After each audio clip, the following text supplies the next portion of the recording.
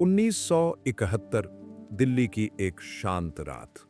लेकिन उस रात भारत की सबसे गुप्त इमारतों में से एक के अंदर माहौल बिल्कुल शांत नहीं था। अभी अभी एक कोडेड संदेश पहुंचा था। संदेश छोटा था, लेकिन उसके अंदर छिपी जानकारी बेहद खतरनाक थी। ये रिपोर्ट सीधे रॉ प्रमुख रमेश्वर नाथ काओ की मेज पर रखी गई। रिपोर्ट में लिखा था, पूर्वी पाकिस्तान में पाकिस्तानी सेना तेजी से अपनी सैन्य ताकत बढ़ा रही है। सीमा के पास नए सैनिक भेजे जा रहे थे, हथियारों की भारी खेप पहुंच रही थी और कई ऐसे सैन्य मूवमेंट देखे जा रहे थे जो बिल्कुल सामान्य नहीं थे। रॉ एजेंटों का मानना था, यह सिर्फ आंतरिक सुरक्षा की तैयारी नहीं है, कुछ बहुत बड़ा होने वाला है।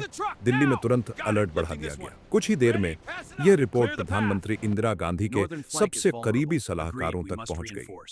कमरे में बैठे हर अधिकारी के सामने एक ही सवाल था, क्या पाकिस्तान किसी बड़े सैन्य अभियान की तैयारी कर रहा है? अगर ऐसा हुआ तो यह सिर्फ सीमा पर झड़प नहीं होगी, पूरा दक्षिण एशिया युद्ध की आग में घिर सकता था। उधर एक और संकट तेजी से बढ़ रहा था। पूर्वी पाकिस्तान से लाखों लोग अपनी जान बचाकर भारत की सीमा में आ रहे थे। गांव जल रहे थे, शहरों में हिंसा बढ़ रही थी और मानवीय संकट हर दिन गहरा होता जा रहा था। दिल्ली में लगातार गुप्त बैठकों का दौर शुरू हो गया। नक्शे टेबल पर फैलाए गए, सीमा के हर सेक्टर का विश्लेषण किया जा रहा था।